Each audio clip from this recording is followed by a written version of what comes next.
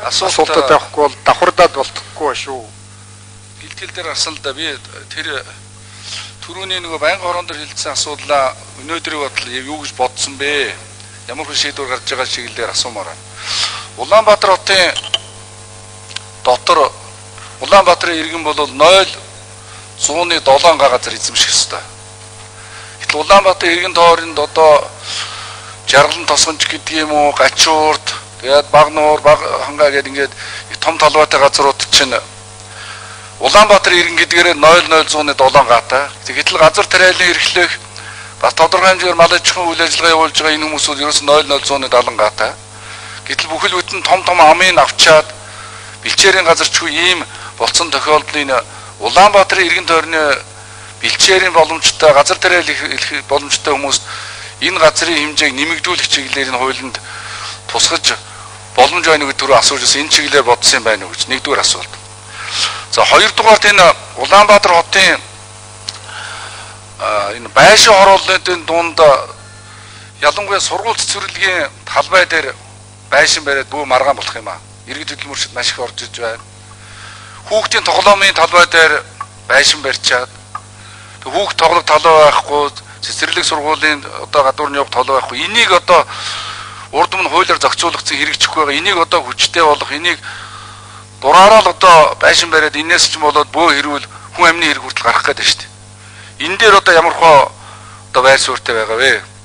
За одоо бол баг газаргүй болж энд Улаанбаатарт иргэн тойронд нэг хашаа барьдаг. Дотор нь баахан мод байдаг. Тэр мод нь тэгээ устдсан тэр устж байгаа моднуудын тоолго гэж гараад нөхөн сэргээлт өөр газар чамаахгүй модон тэр таримаар байна шүү дээ. Улаанбаатар ч ногоон бүсгүй хотоллоо шүү дээ. Ногоон талбайтай байсан. Ногоон одоо байгууламжтай байсан. Эднүсийг яаж бодож байгаа гэж. За энэ бэлчээрийн тухай сая хүмүүс яриад энэ бэлчээрийн хуулийг гаргах шаардлагагүй гэж танайхан үзэж байгаа юм байна. Гэтэл бэлчээрийн хууль бас орж ирж байгаа. Тэгээ бэлчээрийн хууль орж ирэхээр нийтдээ бэлчээрийн хуулийг гаргахын тулд 160 мянган малчин өрхийн 15-аас 16 мянган малчин өргөөр судалгаа хийлгээд ингээд бэлчээрийн хууль гаргана гэдээ үзэж байгаа. Засгийн газраас хоёр өөр байр суурьтай юм байж байгаа. Энэ бэлчээрийн хуулийг та нар тусад нь гаргах бодолтой байна уу эсвэл энд дээр оруулах юм уу?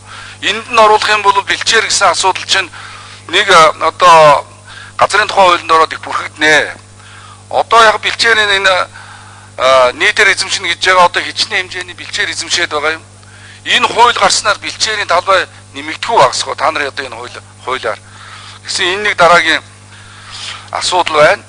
За энд нэг орон нутгийн хэрэгцээнд газрыг авахтаа одоо юу гэдгийг аймгийн засаг дарга, сумын засаг дарга бол дундын отрын бэлчээрийг л зөвшөөрөх юм байна. Бусад газрыг бол ерөөсөө зөвшөөрөхгүйгээр энд орсон байна. Тэгэхээр энийг одоо хаанаас хэн зөвшөөрөл олгох? Тухайлбал бол орон нутгаар аймагт ч бас нэг өөртөө эрх даргатай байх хэвээр ганцхан зөвхөн отрын бэлчээр гэж зааж байгаа бусдын нь бол ерөөсөө орон нутгийг шийдэхгүй байна л дээ. Энэ дээр юу гэж үзэж байгаа юм бэ? За сүүлд нь энэ атарсан талбайг тариалалт гэсэн юм уу? Тариалалт ойжуулалт хийсэн мод бүтсөө гэж ингэ орж байгаа юм. Атарсан талбайг ер нь тариал хийхгүй гэсэн тийм хуультай шүү дээ.